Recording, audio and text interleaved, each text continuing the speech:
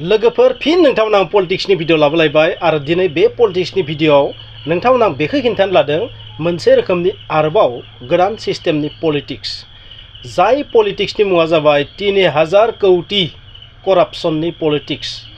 3000 कौटि घोटाला पलिटिक्स आरो बे पलिटिक्सखौ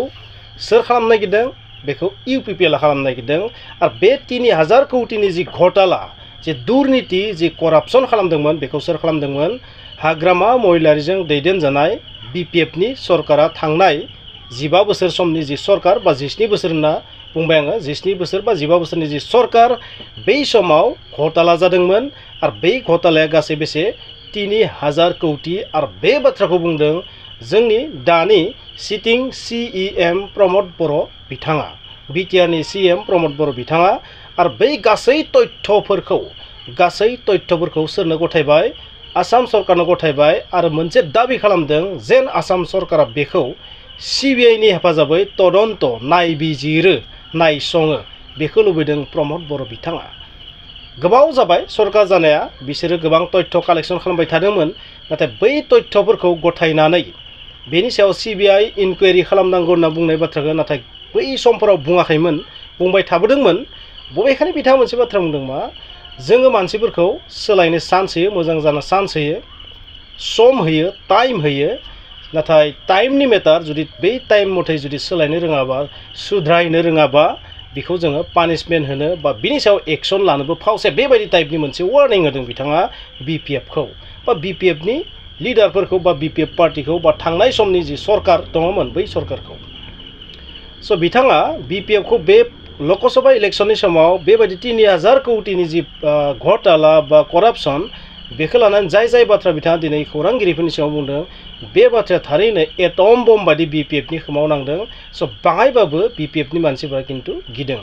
जेলত भरोৱাৰ কাৰণে মই না ওচি না মই জেলাত মইতো এটা গণতান্ত্ৰিক প্ৰক্ৰিয়াৰ মাজত আছো জেলত যাবৰ কাৰণে যদি বহুত ইচ্ছুক আছে এটো অলপ স্পীড আপ কৰিব পাৰো কিন্তু এতিয়া আমি সব তথ্য পাতিবিলাক গোটালো প্ৰায় 3000 কোটি টকা কেলেংকাৰী বিটিসি তেখেতসকলে কৰিলে ইয়াৰ ভিতৰত 1500 কোটি টকা এনেকুৱা যত কোনো ফান নোহোৱাকে কোনো হেড নোহোৱাকে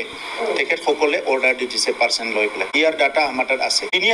300 কোটি টকা এনেকুৱা পেপাৰে পত্ৰে দেখাইছে যে কাম কৰা কমপ্লিট হৈ গল 100% কিন্তু 5 বছৰ ঠিকাদাৰে পইচাই বিচাৰি আহা নাই যদি মানুহ এজনে ৰাস্তা বনাইছে 10 কোটি টকাৰ ই কিয় পইচা বিচাৰি আহা তাৰ মানে এই 1500 কোটিৰ লগত আৰু 300 কোটি যোগ দিয়ক 1800 কোটি টকা আপোনাৰ ডাইৰেক্ট কেলেংকাৰীত আহি গল বাকি 300-400 কোটি টকাৰ ফুটা কম্বল সাপ্লাই আছে এই সাপ্লায়াৰ বিলাক ইয়াৰ নহয় কোনোবা ইউপিৰ কোনোবা ৰাজস্থানৰ কোনোবা অন্ধ্ৰ প্ৰদেশৰ কোনোবা বেংগলোৰৰ এই মানুহবিলাকে দেখাইছে যে 32 কোটি টকাৰ ছাতি সাপ্লাই আছে কোনোবা কৈছে যে মোৰ ফুটা সাপ্লাই আছে 42 কোটি টকা কোনোবা কৈছে মোৰ 72 কোটি টকাৰ মানে কম্বল সাপ্লাই আছে এইবিলাক দেখাইছে কিন্তু এতিয়া আমি হিসাব কৰি চালো 72 কোটি টকাৰ যদি কম্বল কিনিব লাগে যি কম্বলৰ দাম 150 টকা এই 72 কোটিত কিমান কম্বল পাব 72 কোটিৰ কম্বলটো মানে গোটেই অসমৰ মানুহ উৰি প্লাই আৰু বেংগললৈকে গৈ পাব বা উত্তৰ পূৰ্বাঞ্চলৰ মানুহবিলাকে উৰিব পাৰিব সো এই তথ্যবিলাক আমাৰ হাতত আছে এতিয়া অসম চৰকাৰলৈ পঠাইছো যে ইয়াৰ ওপৰত সিবিআই ইনকুৱাৰি হ'ব লাগে এতিয়া আমি লাহে লাহেকৈ হওক আমি এটো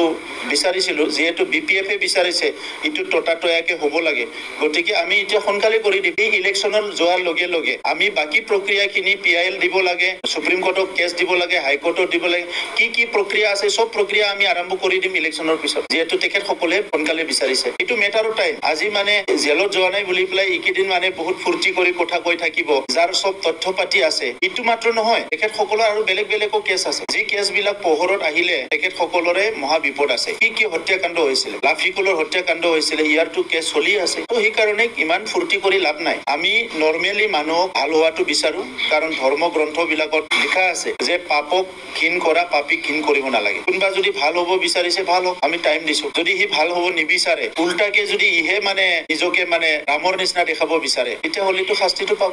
बबेखानि बे राजखान्थिनि समावसो इलेक्शननि समावसो बे बाथ्राखौ बुंनाया पलिटिक्सनि मोनसे सिम्बल नामा बेबायदि मोनसे कुइसनेबल जादों आरो नङा गोबां मानसियानो बुंदों बे मोनसे रोखोमनि राजनीति बे बाथ्राखौ सिगांबो बुंनो हागौमोन बबेखानि बिथाङा मोनसे बाथ्रा बुंदों जेब्ला बै इलेक्शना थांगोन बै इलेक्शना थांनायनि उनाव बै खामानिफोरखौ बै घोटालानि एगेन्स्टआव माखासे इनकुवेरि खालामनायखौ सिबिआइ इनकुवेरि खालामनाय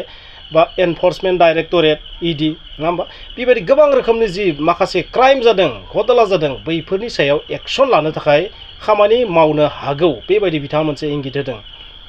आरो बिथाङा बै जि घटलाफोर बै जि दुर्नीतिफोर बै दुर्नीतिफोरा खालि थाखा फैसायावल' नङा गुबुन गुबुन रोखोमै बिथाङाथ' बुंदों 3000 कोटिनि मादाव 1500 कोटिया ओरैबायदि जेबो फान्ड गैयालासे जेबो हेड गैयालासेनो मा जादों बेखौ जारि खालामदों आरो बेखौ माखासे पार्सेन्ट लानानै होदों बेबायदि बुंदों बिथाङा आरो 300 कोटिनि बाथ्रा बुंदों बिथाङा 300 कोटिया माखासे बेबायदि गोबां रोखोमनि आं बुंबाय थायाखै नोंथांमोननो आरो बिनि अनगायैबो बिथाङा माखासे बाथ्रा बुंदों गासै माने 1800 कोटिया ओरैबायदि माने बेखिनियाथ' माने डाइरेक्ट माने आरो खुटा कम्बलनि पलिटिक्सनि बाथ्रा बुंदों कम्बल बायनानै खुन्दुं बायनानै मानसि बेन्थ' राननाय नोंथांमोना नुदों बै समाव बैफोरखौ गुबुन गुबुन स्टेटनिफ्राय लाबोदोंमोन आरो बै लाबोनायाव जे भाउचार दिन्थिदों बे भाउचारा ओरैबायदि बुरजादि बे भाउचारजों जुदि हिसाब खालामनानै कम्बल बायोबा बै कम्बलखौ आसामनि गासै मानसिनोनो होनो हागोन बिदिब्ला बे थारैनो मोनसे राजनिति ना रियेल फेक्ट्स बेखौ जों मिथिया समाजै खिन्थागोन 3000 कोटिनि बाथ्राया मा जायो फिउचाराव बिपिएफनि दैदेनगिरिफोरनि सायाव नेटवर्कनि सायाव माबायदि एक्सन लागोन ना लाया बेथ' उननि समनि बाथ्रा जागोन बेवहाय इडिआ मा खालामगोन सिबिआइआ मा खालामगोन बे समनिसो बाथ्रा आरोबाव बुथारग्लुंनाय अयथासार खालामनाय गोबां बेबायदि क्राइम खामानि दं बिपिएफनि नेताफोरनि बैफोरनि सायावबो एक्सन लानो गोनां दं बैफोरखौबो बुंनो गोनांबा बहुद दं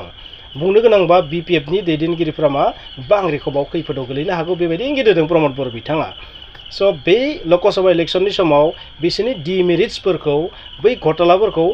बेबायदि साংবাদিকफोरनि सिगाङाव खौरांगिरिफोरनि सिगाङाव बुंफ्रुनानै बिथाङा बबेखानि पलिटिकेल माइलेजबो लानो नागिरदों आरो लोगोसे बिथाङा बिपिएफनि नेताफोरखौ मा हुमखिबो होदों वार्निंबो होदों मोजां जा नङाबा खैफोद दं ओरैहाय नरेन्द्र मदि बिथाङा बुंबाय दं जाय दुर्नीति खालामदों बियो पानिशमेन्ट मोनथारनांगोन नोंथांमोना बयबो मिथिगौ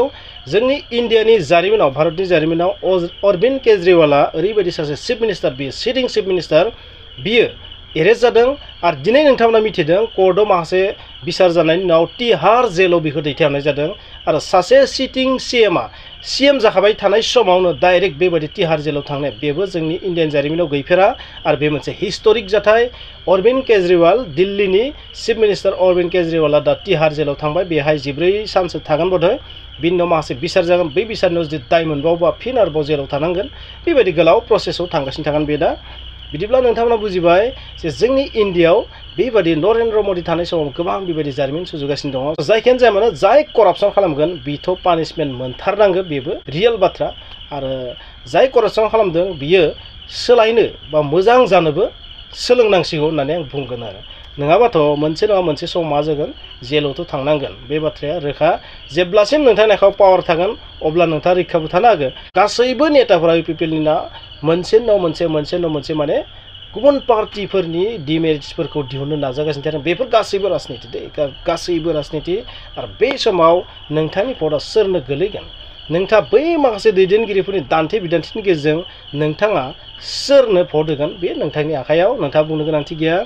आरो नोंथांमोना बेबायदिनो गावबो सालिजारि नायनांगोन राजखान्थिनि समाव जेसेबां उइक पइन्ट थायोना गुबुन पार्टिनि बै उइक पइन्टफोरखौ दिहुनजोबखायो अपोजिशना नाथाय बेबायदि उइक पइन्टखौ दिहुननायावनो माब्लाबा नंखायखौबो दिहुनफ्लाङो बेनिखायनो जों बेखौ सालिजारि नायनायाबो दरकार बबेखानि 3000 कोटिनि जि घटला 3000 कोटिनि जि बाकि बायदिसिना बेबायदि जों गोदोनि समनिफ्रायनो खोनागासिनो थादों आरो थारैनो प्रमद बर' बिथाङा बेखौनो माने बुरखांनो नागिरबाय थादों आं बेबायदि बुंगोन थ' बिदिब्ला फ्रेन्ड्स नोंथांमोना मिथिबाय जोंनि सीएम सारा मानो बेबायदि बुंदों मा खालामनो नागिरदों मा माइलेज लानो नागिरदों बेखौ नोंथांमोना बुजिखाबाय आरो फिउचाराव मा एक्सन लानो हागौ बिपिएफनि सायाव बे मोनसे वार्निं साइन आं बेबायदि सानो